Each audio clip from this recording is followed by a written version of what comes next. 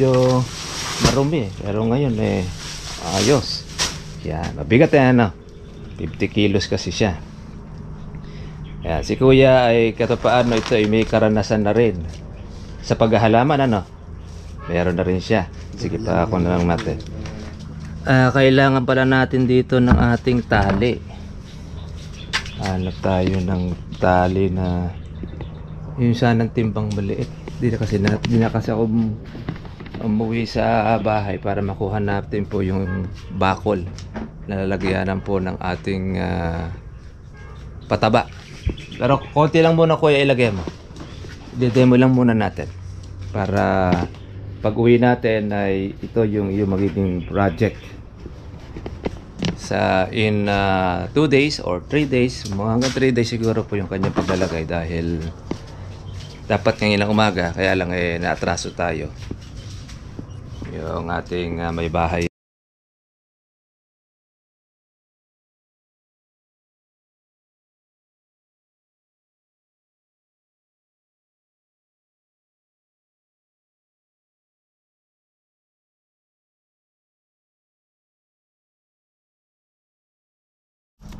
Kamusta na po kayo mga katribya at welcome po sa aking YouTube channel. Pasensya na po kayo at mga ilang araw tayong hindi po nakapag-upload nitong ating video dahil meron tayong isang kaibigan kung saan ay ate pong binantayan mula doon sa ospital at pati na rin doon sa pag-uwi doon sa bahay kung saan ay yun na nga sa makabilang buhay yung ating kaibigan si Brother Sunny at condolence po doon sa kanyang may bahay na naiwan kay Sister Joy at yun din po sa mga naiwan po ng aming kaibigan. At sa pagkakataong ito, dito naman po tayo sa Magsalisi, Haen, kung saan yung nakuhang arkila po ni Kuya, ito na yon.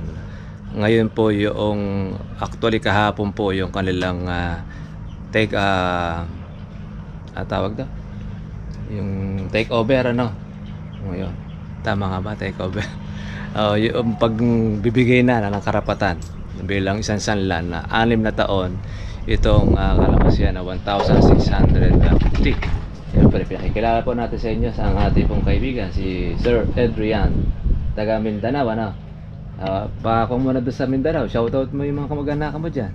Kumusta na lang ako dyan sa Talacogon, Agusan del Sur sa mga kakilala ko dyan at sa nakakilala sa akin. Ayun, Agusan del Sur. Yan, doon sa kanyang mga kamag-anakan. Dito na siya ulit, dati sa Antipolo kayo dati ang hinihimas niya yung manok. Ngayon, ang hihimasin niya ngayon, kalamansi na. Kaya mag-iiba siya ngayon na. Pero meron pa rin siyang manok na alagaan yung talisain ni Kuya. Maliit pa lang. Ngayon, magiging doble ang kanya magiging libangan. Yung kalamansi, tapos yung manok.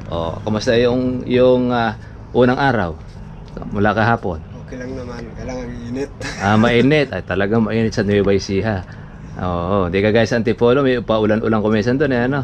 Saka medyo malamig-lamig doon. Kaya dito sa atin, lalo na sa parte ng Cabanatuan, maabot ang 42 to 43 degrees. Nako, talagang grabe init. Mamaya po magsasabog po tayo ng abono para po ma-demo po natin kay Kuya yung kanya pong gagawin. Masabugan ito yung 1,650 ng 20 bulto ng organic fertilizer. Siyempre, mula po doon sa bungahan niya, kailangan siya ay makarecover dahil yung 1,650 kumuha po ito ng nasa 800 bag. Yun dating may-ari. Ngayon naman, ito kung saan ay tayo naman po yung hawak. Kaya tutuloy-tuloy lang po natin yung ating pong alaga. Kaya yung una po nating sinuggest doon sa ating subscriber na sabugan muna natin po ng organic fertilizer para po siya mabilis na makarecover yung kanyang pinagpitasan. At syempre magkakaroon din uli siya ng panibagong bulaklak. Kaya yun, matatapos lang po nila kahapon noong pagpitas ng kalamansi. Ngayon ay i-demo na po natin kay Kuya yung ating paglalagay ng abono. Pabuksan na nyo yung ating sako. Ito yung ating organic fertilizer. Yan. Kadi-deliver lang po din kahapon ito. Mga katribya. Ay, sandali. Ito. Yan ang ating gagamitin sa ating pagsabog.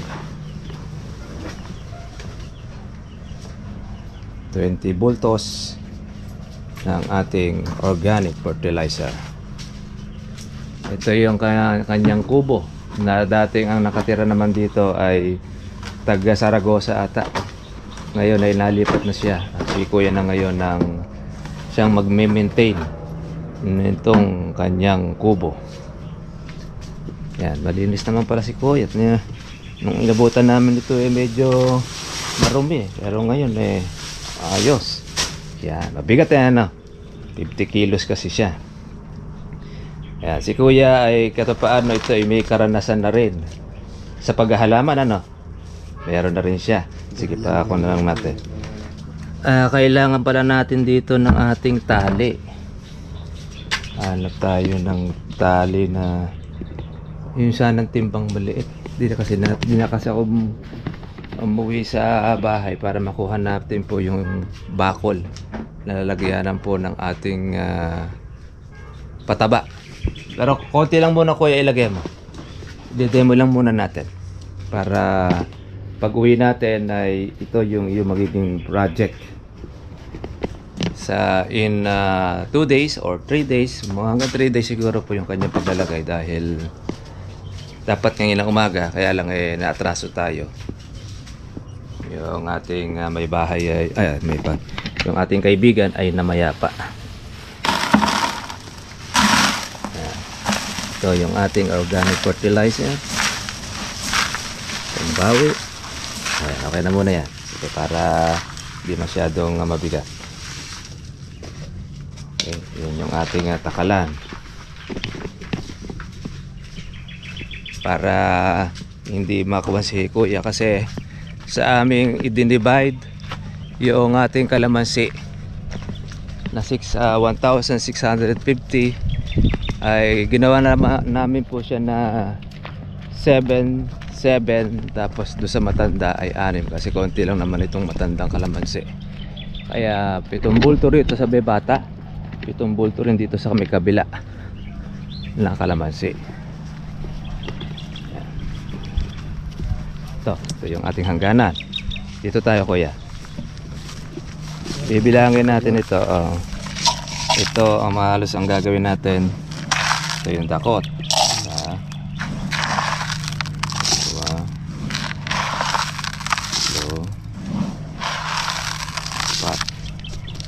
4 na dakot.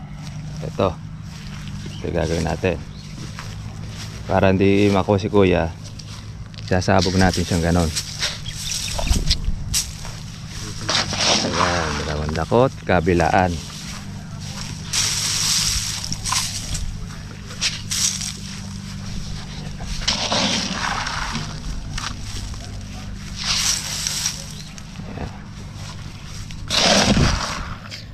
Kuya, tatandaan mo kaya natin dito natin nilalagay na po sa pinakagilid dahil yan po yung nababasa ng tubig. Kailangan pasaboy yung ating lagay. Si Kuya kasi di siya marunong doon sa gamit ang kamay kaya kinulang muna natin ng takal. Sige Kuya, o ganyan. Yan, good. Tapos sa kabila naman. Yan. Para lahat ay masabugan. Okay, sige pa. Start yung isang linya, tapos pangalawang linya. Yan, takal.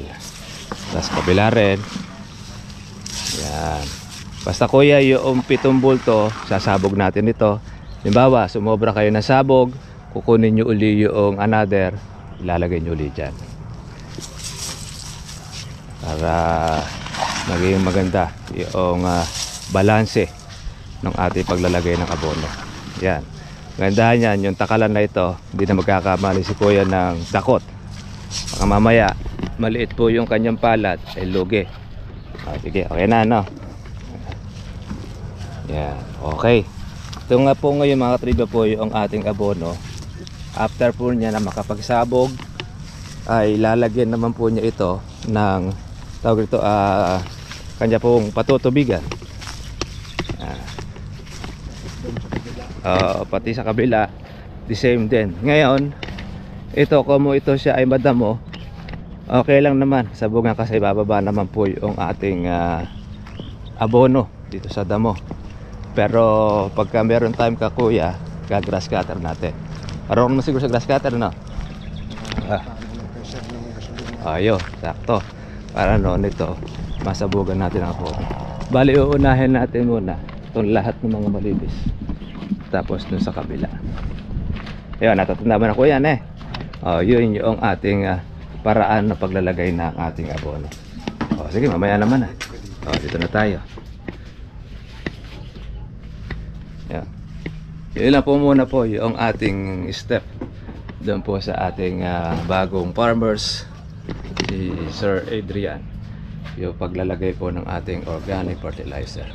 Ang isang dahilan bakit kailangan natin isabog po yung pataba, pwede ba natin siyang gawing bunton-bunton? Kasi pagka yun po ay ating tinubigan at bunton-bunton, halos nandun lang po yung kanyang pataba doon sa nakabunton na yun. Dapat kalat yun, wasiwas, para siyang nagsasabog po tayo ng palay o pataba sa palay. Ito, di na po natin siya hinaluan po noong ating sulfate o yung pong pino na madali pong malusaw, dahil papunta naman na po tayo mga katribya po sa tagulan. Kaya naman ay organic po, puro ang ating pong inalagay dito po sa kalamansian. At siyempre, para kagad po siya ay makabawi, makarecover, yun po ang ating una pong step na gagawin. At after po nito, masabugan itong tatlong lugar na yan, mauubos po yung ating lahat po ng abono. Next step ay ang pagpapatubig naman sa pamamagitan naman ng dinamo. Kaya yun na muna yung kanyang assignment na ibibigay po sa kanya. Ito naman po yung mga hose na ginagamit dito sa pagpapatubig para makarating dito. Yan, gawa naman na po yung kanal, kaya paaagusan po natin yun dire-diretso. Wala namang problema dito dahil malakas ang tubig ang gagaling po doon sa ilog. Ito lang po yung ating grass cutter. Dito po grass cutter, pwede naman po ang herbicide dito sa ating kalamansi. Ngayon, ito naman po yung ating hose na ginagamit pagka tayo ay mag-spray. Ito naman yung drum kung saan nilalagay po natin yung ating pang-insecticide. Yan, dito natin tinitimpla rin po yung ating gamot. Ayan, meron pang mga bata po si kuya. Ayan, nadami na rin po mga katribya pong mga supang. Meron na rin po siyang mga bulaklak. Siyempre, talagang ubos na talaga po yung kanya pong bunga. Pero meron pa rin po tayo ritong mahahalaw, yung mga hindi na po napitas, yung mga mamimitas po ni Sir J dito sa kanyang halamansian. Gaya nito. Yan yung mga nasa ilalim. Yan, papupulot na lang po natin ito mga buwan po ng Mayo na. Abutin natin ang Mayo, baka sakali na tumaas po ang kalamansi, ay maganda-ganda po yung magiging resulta ng ating kalamansi. Ayan, marami pa pong mga usbong. Ngayon, lalabas po ulit ito ng marami pong bulaklak muli pag na ito po kinain na po yung ating abono. Ito po yung dalawang bata, halos na sa 4 na taon. Yun naman po sa gawin naman doon, yung matanda nasa 6 hanggang 7 taon. Maganda po kasi ang labong nito. Nakaraan halos sa puno ng bunga. Kaya lang siyempre, kung sabay-sabay ang kanya pong pamumunga, meron siyang mga natira, pero hindi siya ganun karami, konti lang. At least meron pong panghalawin po si Kuya Celso para dito sa kanyang kalamansi. At siyempre tayo na rin po ang magpapahalaw. Nagkasundo po doon sa buyer, nandun sa presyuhan, doon po yung magpapapitas si Kuya Celso. Grabe po ang init mga katribya, sobra. Baka umaabot po ng 43 degrees yung init, pati na rin po yung singaw. Kaya ininto muna namin ni Kuya yung paglalagay ng abono, baka siya po ay ma-heat stroke. Uso po kasi ngayon mga katribya po yung heat stroke. Pasensya na kayo mga katribya, at puyat po tayo, lagang nagbantay tayo ng pasyente. Yun nga lang, doon na binawian po siya ng buhay. Ito na naman po talaga ang buhay ng tao. Minsan malakas, kausap mo, kung minsan kasama pa sa pagkain, minsan magugulat ka na lang, biglang inatake, maya nila sa ospital, pag uwi bangkay na. Doon naman sa sitwasyon naman po ng ating kaibigan, talagang matagal na rin po rin doon siya napahirapan din po ng kanyang sakit. Kaya lang di naman siguro mabot ng hindi ko lang kung mabot siya ng taon doon sa kanyang dinaranas po na stage 4 cancer. Kaya mga katribya, ingat din po tayo sa mga pagkain. Halos kasi doon po na nag-uumpisa yon, sa pagkain, sa ating mga iniinom, siyempre pati na rin doon sa mga chemical natin ginagamit na kung saan ay nagpapasakit sa ating tao. Kaya nga po tayo, ang ating ini-introduce sa ating mga kababayan yung pong organic fertilizer, dahil yan ay safe po na ating kainin yung magiging epekto ng bunga ng kalamansi. Pati na rin po yung ating ini-spray po sa ating kalamansi na pampalabong ng sanga, pampaberde, ay foliar din po siya na organic fertilizer din siya. Kaya yun po yung nagkakatulong-tulong po tayo. Yung buti meron tayo nakilala pong inventor na ito po, para po sa ating kaalaman, sa mga bago natin mga viewers, hindi ito ordinaryong organic na galing po sa tae ng kalabaw, sa dumi po ng baka o kambing, ano pa man, o yung binulok po para siya ay maging organic soil, kundi bagos ito po ay mga galing po dun sa mga natural elements na pinag-ipon-ipon ni Sir Marvin para maging organic fertilizer. Nilagyan po yan ng probiotics, nilagyan po niya ng amino acid, nilagyan po niya ng humus, nilagyan po niya ng marami pa, silica, etc. etc. At meron siyang microorganism. Yun po ang mga sundalo na kung saan ay nandun sa ilalim po ng kalamansian natin na nagtatrabaho para yung pong pagkain ng ating kalamansi, at yung mga naimbak na abono sa kanya na hindi nakain sa sobrang dami ng ating paglalagay, siya ngayon po ang bubungkal o magtatrabaho para kainin po ng ating kalamansi. Kaya yon, napakaganda, dahil hindi naman po natin ito i-recommenda sa ating mga kababayan at pati na rin po sa ating mga viewers kung hindi po namin unang sinubukan.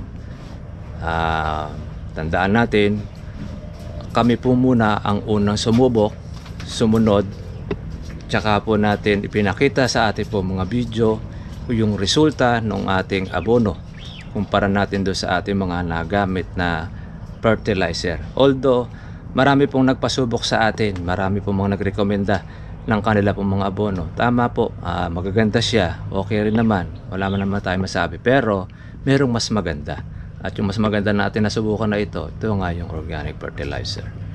Kaya doon po sa ating mga katribang gusto pong makapag-avail sa Visayas at sa Mindanao, sorry lang po muna dahil wala pa po tayo dyan sa Visayas at po sa Mindanao. Halos dito pa lang po sa ating Luzon yung pagawa nito doon kay Sir Marvin sa Cabanatuan City sa Kalibampangan. Kung halimbawa gusto po natin makaranas o maka-experience ng ating abono, doon po natin pipick up yung pong ating abono. Pero nga nagre-request sa atin sa parte po ng Occidental Mindoro, diyan po sa parte ng Mindanao, Agusan del Sur, sa Davao, pati sa Palawan. Paano ro ba pakaka-avail kami? Pwede ba sa Shopee? Yung pong ating fertilizer na ito. Naku po, nagtanong po si Sir Marvin tungkol do sa Shopee. Yung pala tawag dito, per kilo ay napakamahal. Ang isang bulto baka umabot daw ng 7,000 yung magiging pag-deliver. Kahit naman po yung mga sikat na mga nagdi-deliver ay malaki po ang inaabot.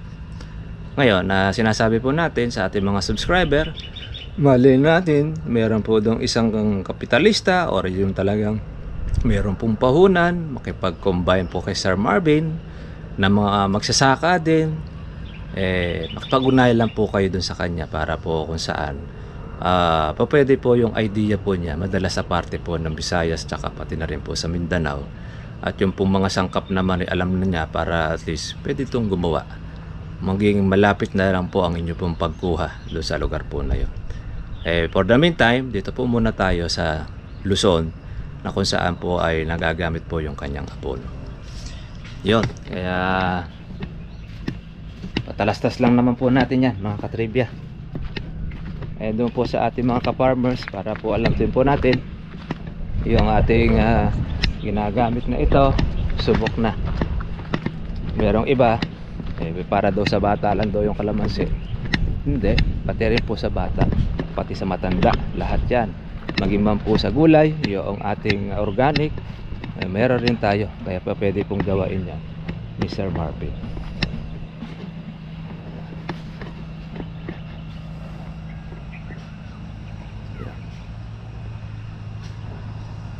Masipag din po yung ating kaibigan, siya po ang mag-aalaga nito. Pero pagka marami po tayong papagawa, lalo na po sa parte po ng pagpipitas ng kalamansi, hindi po niya kakayanin yan. Natural, mag-hire po tayo. Kung minsan mayroon pong buyer, may kasama na po siyang mamimitas. Ganon. Nagbibilang na lang po siya ng red bag yung may-ari. Doon na sila magbabayaran. Yan. Ito po yung kanila pong mga natira pang pitas. Marami pa yan, yung mga nasa loob na ito. Pagka tuminag po ang kalamansi, naubos na po yung marami, baka yan ay maging 1,000 ang presyo niyan. Kaya marami pa tayo pong mahahalaw. Sa tindi po mga katribya po ng init ng kalamansi, napakarami pong mga manunusok o tinatawag natin po takte. Gaya ito, itong natira na ito, sahanan natin ito, tutusukin na ito ng mga putakte. Kaya magiging ganito siya, magiging reject.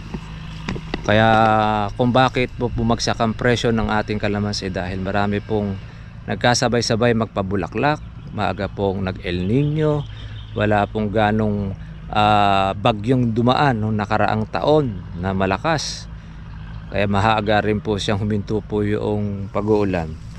Kaya nakapagtigang po ang mga magkakalamansi, nakapagkondisyon. Tapos mga nakaraan na mataas po ang presyo ng kalamansi, kaya nagkaroon po ng puhunan, nagkaroon ng panggastos.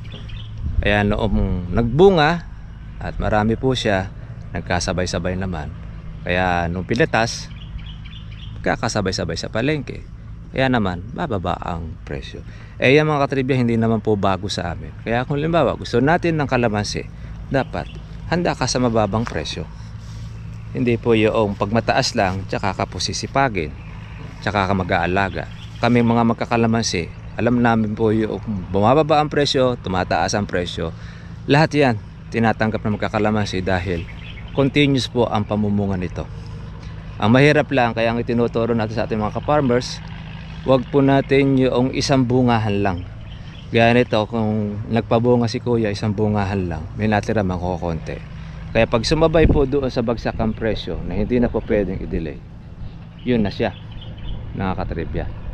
Hindi naman siya natalo, hindi naman pagkos, kumita pa rin naman siya, tumubo. Kaya lang hindi na nga lang doon sa inaasahan niya na ganung presyo. Kasi kung nakaraan taon, buwan po ng April, umaabot po ng 1.8 ang kalamansi, umabot pa kung minsan ng 2,000 yan. Kaya lang, como ito mga katribya, marami pong mga pabunga, nagtuloy-tuloy, ay bumagsak po ang presyo ng kalamansi. At hindi lang naman po kalamansi ang bumaba, pati kamatis 13 hanggang 15 pesos kada kilo.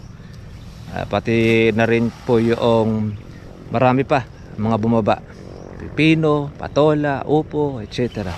Ang hindi lang masyadong bumaba ay kagaya po noong sitaw, ampalaya, pati okra. Ewan ko lang po kung magkano na po ngayon yan. Pero yung mga on the rest doon, mababa na ang presyo ng gulay. Lalo na pagdating din po sa talong, mababa na rin. Ganun talaga. Kailangan mo magtanim para meron kang may magawang pera, maging panggastos. Sa kalamansi, ngayon mababa, sa susunod mataas. Pag marami kang pitasin sa susunod, dun jackpot ang magkakalamansi. Ngayon, kung halimbawa naman may konti naman po yung bunga, meron ka naman pang maintenance ng kalamansi natin. Tayo kasi papunta na sa Mayo, kaya patagulan, kaya yung ating sasabog na abono na ito magiging lihis doon sa dagsa ng kalamansi.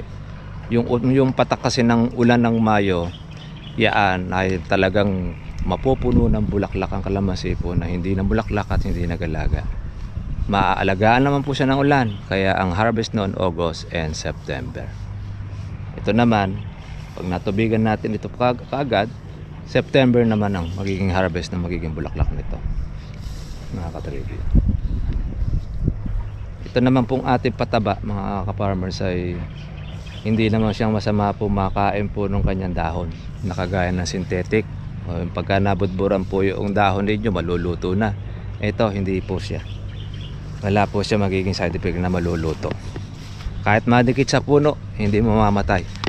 Yun pong ating kalamansi. Yan ang kagandahan ng organic. Mapasobra, mapaunti, walang magiging problema. Yan. Ang kailangan lang syempre, meron ka dapat budget o kapital. Paano mga katribiyang, ito na lang po ang ating pong vlog. Ito naman po yung ating yung suki na ni Kuya, yung kanyang hagdan na bakal ay umabot pala ito ng 15,000 ng pagpapagawa. Ay hindi, 15, 1.5 pala pagpapagawa po ng ganito. Kaya naman ito, kahit na 1.5 siya, matibay. Yan, bakal kaya lang pagka halimbawa sobrang tagal na, kinakalawang na rin, lalo pagka nabababad sa tubig, kaya lalagyan nito ng patigas. Pero pagka maingat naman yung gagamit, matibay rin siya. Yan ang gamit po ng ating mga magkakalamansi. Pitas. Tapos meron naman siya doon sa dulo, doon niya ilalagay po yung kanyang pinakasako o ilalagyan. Doon niya mapitas siya ng pitas. Yun lang po mga katribya. At kaya po ng dati, ako po si Kuya Berhad Bunag at lagi natatandaan, karunungan na kaalaman, ni Katumbas sa Kaimana. Thank you for watching. God bless all. Kita-kita na lang po tayo po bukas. Bye bye.